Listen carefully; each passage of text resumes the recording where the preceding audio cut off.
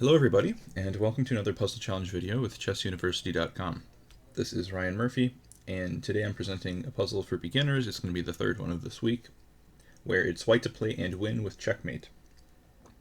So this is about to be move 21 of a game played on Chess.com between the players Siva Kumar and Yang. Players rated around 1800 and 2200 respectively. And already white has a checkmating attack. As you can see, the queen's posted up very nicely on f8 and the king's stuck in the middle. So with that being said, let's rewind and see how we got to this point in the game. It began as a queen's pawn opening, d4, knight f6, bishop f4, g6. Black intends to put the bishop on the long diagonal. And white goes knight c3. You might be slightly more familiar, even if you're newer to chess, to seeing the London system where white puts this bishop on f4 and then makes the pawn triangle, with pawns on c3 and e3 supporting the center pawn on d4. However, with knight c3, all white simply wants to do is to play e4, because black hasn't played d5 to stop that move yet. White just wants to get two pawns in the center, which will give them a lot of flexibility later on. Black doesn't play d5 and instead opts for d6, which gives them later options of playing both e5 and c5 to attack the white center. Okay, so white charges ahead, as I mentioned, with e4. Now bishop g7, queen to d2. One idea here is to exchange the dark squared bishops in anticipation that black will castle short. This will remove an important defender from black's king and allow white to attack mostly on these dark squares over here.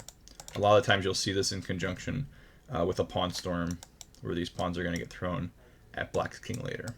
And of course, if white's going to do this sort of thing, they're going to want to castle on the queen side to not be exposing themselves to a counterattack while they're throwing pawns forward. So this is sort of what happens. Bishop h6, c5, attacking the center, and d5 trying to keep the center closed, because white wants to go for a wing attack. They don't want the center being open. a6 played. Now black's going to try to get a pawn storm on the queen side with moves like b5 and b4. White goes ahead and castles. Black goes with b5. And now f3, getting ready to start throwing the pawns, and also keeping any nasty intruders out of the g4 square. b4, knight c to e2, and a5. Black's coming with their own pawn storm. It's opposite side castling, so that's what you're supposed to do.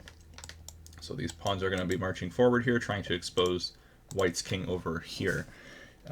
Unfortunately for the black player, in these types of positions, it's much faster and much easier to create open lines when you have a pawn that's kind of protruding out in front of the king, like this pawn on g6, because it's simply pretty quick for white to just go ahead and attack it, trade off a pawn, and open up the rook file.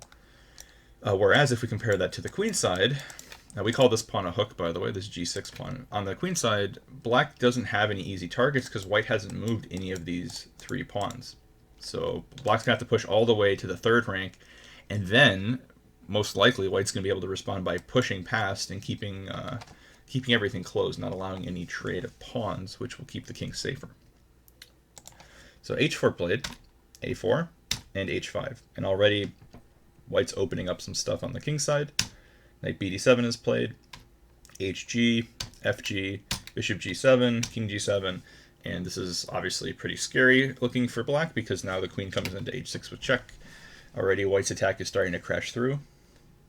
King to f7, and now knight to h3. It was better to put the king back on g8. And then there's sometimes defensive ideas of going like this with rook f7 and protecting this way. But after king f7, the rook cannot. I mean, the rook can go to h8, I suppose, but that's about it. So knight h3. The other problem is now knight g5 will come with a check, which is a big problem. So knight e5 played, knight g5 check, and now black has already lost. King to e8, knight takes on h7, b3.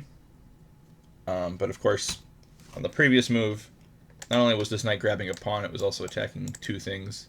And importantly, it supports the move queen takes f8. So if we were to rewind here after knight h7, black has to take this. There's really no other move that makes a defense possible. And if, for example, white were to go ahead and play queen takes h7, which a lot of people would do in a blitz game, then black can at least run away to the queen side and try to get relatively safe. But as I said, black, I guess, just missed that the rook on f8 was hanging with check and allowed this to happen. And then white played knight takes f6 check, very strong move.